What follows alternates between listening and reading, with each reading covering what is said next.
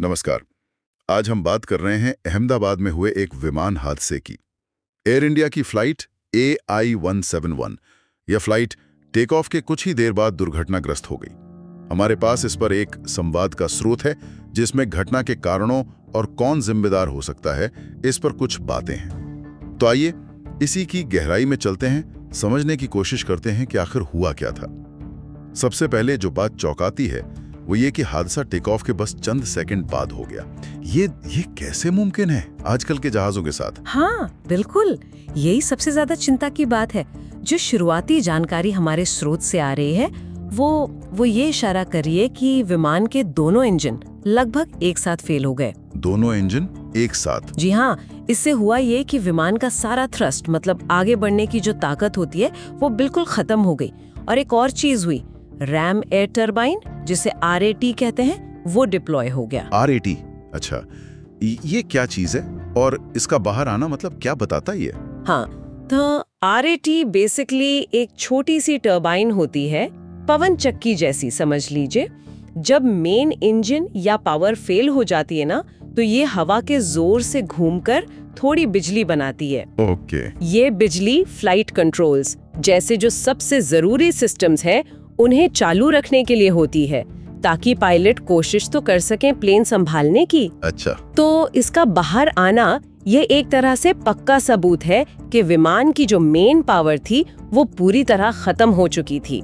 और दोनों इंजनों का एक साथ बंद हो जाना ये बहुत ही असामान्य बात है, बहुत गंभीर स्थिति। तो अगर दोनों इंजन एक साथ बंद हो गए और वो भी टेक ऑफ के तुरंत बाद, मतलब जमीन से ज्यादा ऊपर तो गए नहीं होंगे? बिल्कुल। तो क्या इसमें पायलट कुछ कर सकते थे? सुना है पायलट तो काफी अनुभवी थे। हाँ, स्रोत भी यही बताते हैं कि पायलट काफी अनुभवी थे, पर आप सोचिए ना, विमान मुश्किल से हवा में आया ही था, ऊंचाई बहुत ही कम थी और एकदम से दोनों इंजन बंद। सही बात है। ऐसी सिचुएशन में वो भी इतनी कम ऊंचाई पर विमान को कंट्रोल में लाना लगभग नामुमकिन होता है। आपके पास न स्पीड होती है न ऊंचाई होती है रिकवरी के लिए।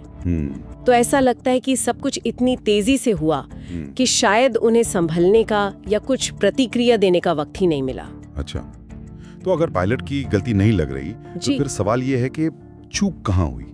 स्रोत क्या कहता है इस बारे में? क्या किसी बार कोई एक्शन हुआ है, कोई जिम्मेदारी तय हुई? हाँ, यहीं पर बात थोड़ी गंभीर हो जाती है। हमारे स्रोत के मुताबिक DGCA मतलब director general of civil aviation, उन्होंने एयर इंडिया के 3 वरिष्ठ अधिकारियों को हटाने के निर्देश दिए हैं। 3 सीनियर अधिकारियों को? अच्छा जी, और ये अधिकारी क्रू मैनेजमेंट और सेफ्टी मतलब सुरक्षा जैसे अहम विभागों से जुड़े थे। तो ये कदम ये अपने आप में काफी कुछ कहता है। 3 सीनियर अधिकारी हटाए गए हैं, इसका मतलब तो यही हुआ कि शुरुआती जांच में ही कोई बड़ी गड़बड़ी का शक है सिस्टम में, शायद मेंटेनेंस में या ऑपरेशंस में। बिल्कुल, संकेत तो उसी तरफ जा रहे हैं। देखिए, जब इतने ऊंचे लेवल के अधिकारियों पर एक्शन होता है ना, तो इसका मतलब यही होता है कि रेगुलेटर को मतलब DGCA को कहीं न कहीं मैकेनिकल मेंटेनेंस, इंजीनियरिंग के स्टैंडर्ड्स या फिर ऑपरेशन के तरीकों में किसी बड़ी लापरवाही का अंदेशा है। और ये सिर्फ इस एक विमान की बात नहीं है। इसी वजह से DGCA ने एयर इंडिया के जो बाकी बोइंग 787 ड्रीमलाइनर विमान है, अच्छा, उन्हीं की तरह के दूसरे विमानों के भी? हाँ, उन सब की भी गहन जांच शुरू कर दी है। वो ये पक्का करना चाहते हैं कि कहीं ये कोई एक अकेली घटना है या फिर कोई बड़ी फैली हुई समस्या तो नहीं। ये तो वाकई बड़ी बात है। मतलब एक हादसे की वजह से पूरे फ्लीट के रखरखाव और संचालन पर सवाल उठ गए। जी बिल्कुल। हालांकि ये सब अभी शुरुआती बातें हैं, ये ध्यान रखना होगा। पूरी तस्वीर वो तो डिटेल जांच के बाद ही सामने आएगी। स्रोत में कहा गया है कि एक विस्तृत रिपोर्ट आने में करीब 90 दिन लग सकते हैं। 90 दिन, ठीक है। तब तक ये सब हम कह सकते हैं कि शुरुआती निष्कर्ष है, संकेत है। तो अगर हम अभी तक की बातों को एक साथ देखें, टेक ऑफ के ठीक बाद दोनों इंजन फेल हो गए। लगता है पायलट के पास शायद कोई मौका ही नहीं था। फिर DGCA का एक्शन आया है, 3 अधिकारी हटाए गए, जो इशारा करता है कि रखरखाव या संचालन में कोई गड़बड़ी हो सकती है। और अब बाकी ड्रीमलाइनर विमानों की भी जांच हो रही है। मुख्य रिपोर्ट का इंतजार करना होगा। बिल्कुल सही कहा। और ये पूरी घटना हमें एक बुनियादी सवाल पर सोचने को मजबूर करती है।